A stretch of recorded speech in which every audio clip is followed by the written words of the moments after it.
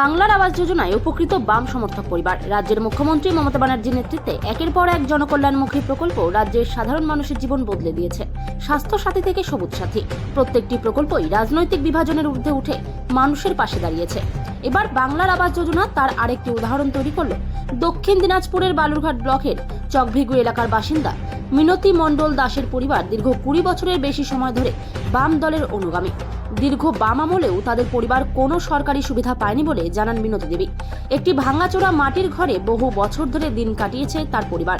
তবে মুখ্যমন্ত্রী মমতা ব্যানার্জির বাংলার আবাস যোজনা প্রকল্পের মাধ্যমে তাদের ভাগ্যের পরিবর্তন ঘটেছে। এবার সেই বাম সমর্থক পরিবারটি একটি পাকা বাড়ি পেতে চলেছে। ইতিমধ্যে বাড়ি তৈরির কাজ শুরু হয়ে গেছে। মুখ্যমন্ত্রী ও তার সরকারকে কৃতজ্ঞতা জানিয়ে পরিবারটি জানিয়েছে, এই উদ্যোগ তাদের জীবনে নতুন আলো এনে দিয়েছে। এই ঘটনা মমতা ব্যানার্জির সরকার যে রাজনীতির ঊর্ধ্বে উঠে মানুষের পাশে দাঁড়াচ্ছে তা আরো একবার প্রমাণ করলো। আবাস যোজনার যে ঘর পেয়েছেন, আপনার এতদিন ধরে যে এই ঘরের মধ্যে আছে, কেমন লাগছে? আমাকে ভালো লাগছে এখন আমাদেরকে।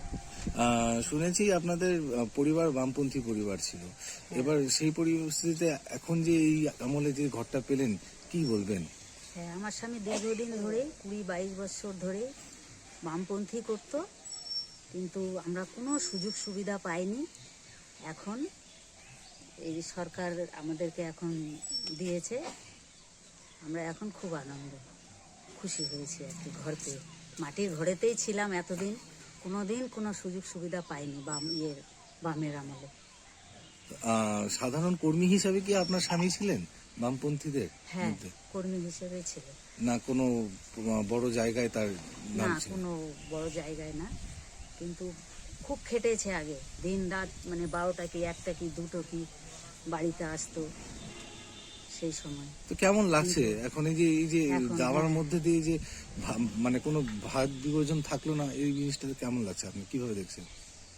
এখন আমাদের ভালো লাগছে এই ঘর পেয়ে। সরকার আমাকে এখন ঘর দিয়েছে, এখন ভালো লাগছে।